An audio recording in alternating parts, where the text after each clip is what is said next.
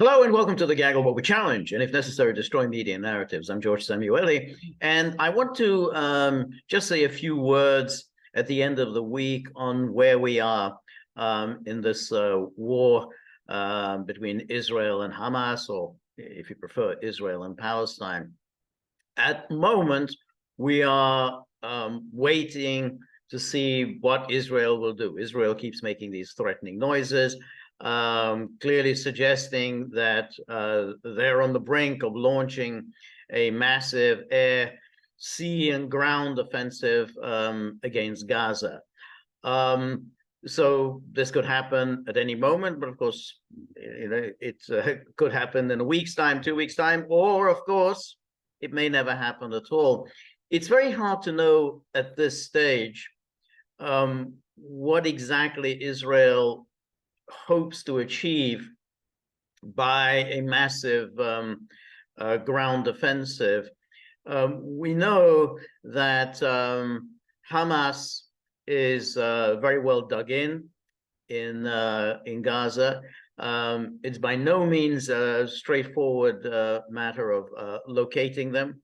There are miles and miles of tunnels underground in Gaza, and Israel, casualty averse as it is, would really not like very much to go into those tunnels, which are almost certainly booby trapped, and Israel, casualty averse as it is, would not like to do house-to-house searches for Hamas leaders.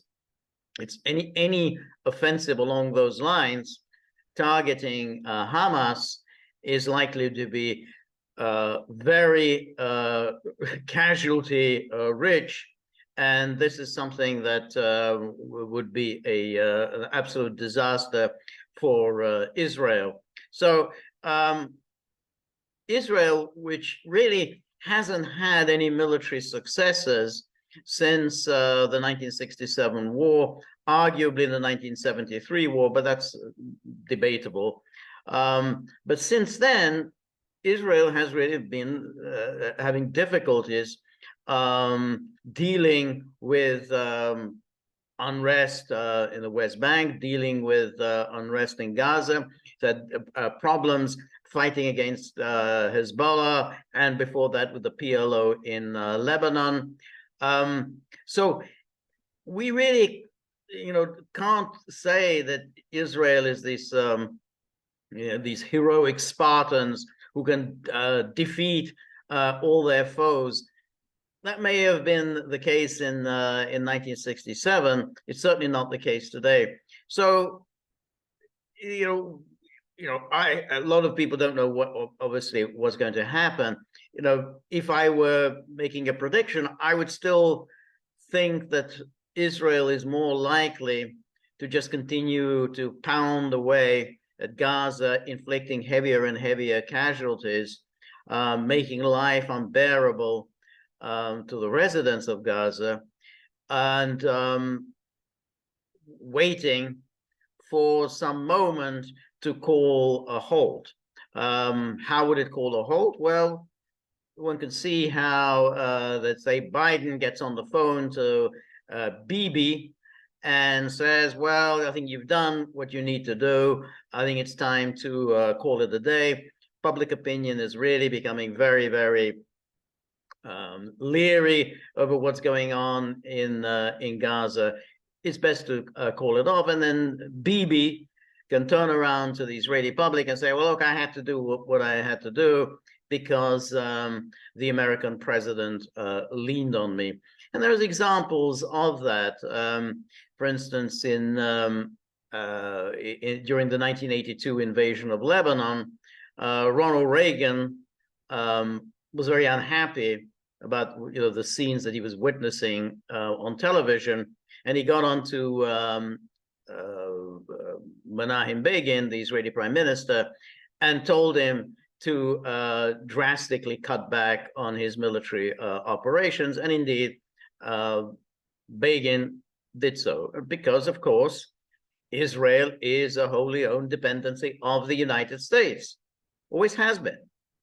And it the United States could have at any time applied serious pressure on Israel to negotiate, to come to take seriously the issue of the Palestinian refugees, and then subsequently to take seriously the issue of creating a Palestinian state next to Israel, the issue of ending the settlements. The United States could at any time have really put the pressure on Israel. And there have been people in the past, but policymakers, writers who said that's what the United States should do. Remember George Ball, who was an assistant secretary of state under Lyndon Johnson. We've had a number of people like Stanley Hoffman who used to say that it's time for the United States to bite the bullet and to put the pressure on Israel, because the United States can do it. But of course, the powerful Israel lobby, which pretty much owns most of Capitol Hill, has moved heaven and earth to prevent such an eventuality. That has always been the Israeli nightmare, that at some point Washington is just going to get fed up and say, look, enough is enough. We've supported you for so long. You need to do something for us. You need to sit down and work out some kind of an accommodation, because we can't go on like this decade after decade. But that's what the Israel lobby is there to do. It's there to prevent just such an eventuality. No, it can never happen. The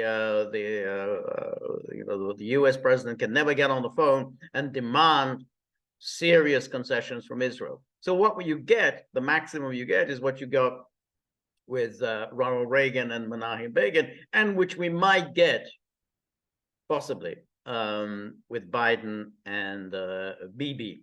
But I wouldn't bet on it, because at the same time, the Biden administration has wholly supported Israel's policies. Biden declared that the attacks on October the 7th, Hamas's attack on Israel on October the 7th, was the equivalent of 15 9/11 attacks. He did this by doing some arithmetic, or whoever are his advisors, they did some fancy arithmetic, comparing the population size of Israel with the population size of the United States. And, I did that. I did the sums, and I said, yeah, it is roughly 15 times the number of deaths that occurred as a result of the 9/11 attacks. But if you do the same calculation with how many deaths have now been caused by Israel's attacks, and let's leave aside all the people who die as a result of malnutrition, lack of hygiene, lack of water, and so on. If you do that, then Israel has caused the equivalent of 200 9/11 attacks. That's just since October the 7th. We're not talking about anything that's happened before that. That's just since October the 7th, Israel has caused essentially 200 9/11 attacks, to taking the population of Gaza into consideration, and so on. But Biden has said nothing at all about what Israel has done. Biden has not stopped talking since October the 7th, constantly harping on about this attack on the Jewish people, this horrific attack on the Jewish people that took place on October the 7th. And apparently nothing else happened since then. Not the pummeling and destruction of Gaza, not the blockade of Gaza, not the denial of food, medicine, water to Gaza. He has said nothing about that. Nothing at all. It's just, his mind is focused on what happened on October the 7th. And that tells you something. That tells you something about who wields power in Washington. In much the same way, when Biden rushed over to Israel to express his solidarity with Israel, it was in stark contrast with his lack of interest to the fires in Hawaii, his lack of interest in what happened in East Palestine. I mean, in the case of Hawaii, he really didn't even want to interrupt his holiday. I mean, even that was just too much for him to do. I mean, it took some time for him. Oh God, I gotta put some shoes on and put some trousers on and and go somewhere. And then of course once he made his routine visit, he quickly went back to his holiday. Heaven forbid that anything should disturb him. That he doesn't care about. So he cares nothing about any of that. That's what happens to his own people, his own country. But Israel obsesses him, and it obsesses his administration. Blinken, who goes to Israel and says, "I come here as a Jew," which means that you have no interest about peace in the Middle East, or any peace and well-being of the people in the Middle East who are not Jews. Your entire frame of reference is Jews and attacks on Jews. That's Blinken. That's the Biden administration. So, if one tries to weigh the options, then the United States has pretty much said, do whatever you need to do, but hey, wink, wink.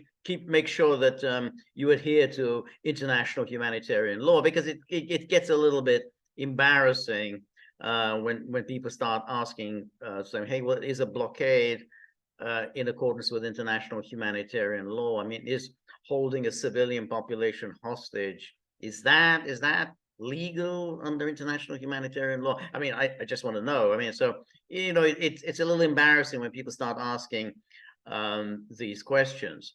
So Biden says, "Yeah, well, we told Israel, you got to follow international humanitarian law," but of course, Israel doesn't follow international humanitarian law. The United States knows that Israel doesn't follow international humanitarian law. The United States knows that Israel will not follow international humanitarian law, but the United States makes the pretense that it cares about such things, just as Biden decries the violence that has been unleashed against Muslim Americans. He's so upset about that. Not pointing out that his hysterical tirades about the Palestinians or the Hamas may have contributed to an irrational hatred for Muslims. Biden, has contributed to that. His wholehearted acceptance of the Israeli case, all the Israeli claims that have been made against Hamas. And remember, they've called them animals, savages, who just deserve, the treatment that you dole out to animals and savages. That's what Israeli politicians have declared. Biden has no problem with any of that, and then he sheds his crocodile tears about it's terrible when you get violence perpetrated against Muslim Americans. So Israel has a blank check from the United States. So it doesn't really have a problem with what the Biden administration might think. The only problem that Israel has is what level of casualties is it prepared to live with. My feeling is that it's not very high, that Israel is very, very casualty averse, and it is going to find some way to inflict the casualties on others, but make sure that no casualties against themselves. So now, what alternatives then are there if Israel doesn't go in with its with its air, land, sea invasion? Well, one obvious possibility is just simply starving Gaza into submission, just simply maintain the blockade. I mean, we've had 2 humanitarian convoys so far, but that could easily stop. Israel can easily find some reason to stop the convoys and say, hey, we found contraband in the trucks. We're sending in something that you're not supposed to send in, fuel, guns, whatever. So, that's it. We're not sending anything else in. So therefore, they could just maintain the blockade. The problem that they have with that is that if the population really just starts dying off from starvation, from lack of water, lack of hygiene, lack of medicine, this will become well known within the Middle East. Throughout the Middle East, they will find out about this. Even if the European and the American public will just be kept in a permanent stupor in which you keep repeating October the 7th, attack on the Jewish people, blah blah. The Western public can be kept in a kind of in a state of somnolence, but not the people in the Middle East. So therefore, would Hezbollah, under such conditions, unleash a war against Israel? Not even, in response to an armed attack on Gaza, but just in response to a ongoing blockade that amounts to essentially wiping out a population. Well, I think that's quite likely. I think Hezbollah is well armed. I think they know what Israel is capable of, and they will unleash an onslaught. And I think then again, Israel would have real difficulties, because to defeat Hezbollah, then they would have to invade Lebanon. They didn't do very well back in 2006. They're unlikely to do particularly well now. Particularly as they're already somewhat depleted as a result of what's going on with Hamas. And then we don't know how Iran will respond. So Iran doesn't necessarily have to get in with its own forces, because it has its militia, which are also well equipped, well armed, well trained, and they would be ready also to go to war against Israel. So if Israel tries to just starve the residents of Gaza into submission, then I think it is quite likely that at some point this will be too much for the Iran-backed militia, including Hezbollah, and they will unleash a war against Israel. I don't know how Israel will cope with such a massive onslaught. It's never had to experience anything of the sort. The one thing that we can say about Israel is that it's ready to do anything. And since we know Israel has nuclear weapons, Israel is the one country whom we cannot rule out as a user of nuclear weapons. It's the one country that is ready to say, well, we need to save our state, we need to save the Jewish people, we have to then use our nuclear weapons. So if Israel really is up against it and is unable to cope with this onslaught from Hezbollah and the various Iran-backed militia, I think Israel will use nuclear weapons. I don't think there's any question about that. Well, let's hope it doesn't come to that, but I think it's a grim prospect, and Israel kind of has got itself boxed into this by the constant threats, and now if it doesn't in some way, whether it's by means of starvation or just bombing and bombing and bombing, all this massive invasion, if in some way it doesn't fulfill these threats, then Israel will look foolish and a paper tiger. And remember how Israel used to mock Arab leaders, particularly the Egyptian leader Gamal Abdel Nasser, as a paper tiger. I remember well, you know, Moshe Dayan referred to NASA as a paper tiger, but people might start referring to Israel as a paper tiger. So obviously things could change in the next few hours, in the next few days or whatever, and we will keep you briefed. Thank you very much for joining me. And remember, if you like the gaggle, please like, share, and subscribe. See you soon. Bye.